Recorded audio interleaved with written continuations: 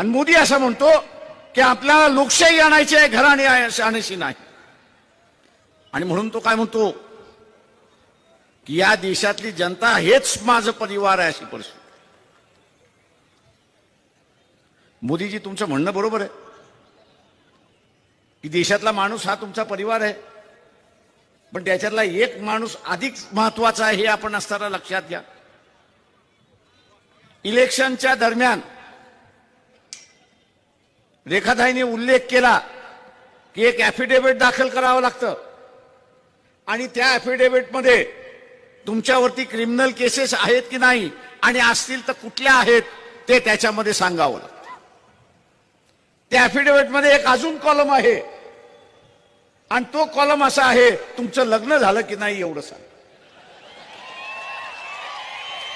आणि तुमचं लग्न झालं असेल तर तुमच्या बायकोचं नाव लिहा. त्याच्या खाली ती मेली आहे की जिवंत आहे असंही तिथे लिहावं लागतं.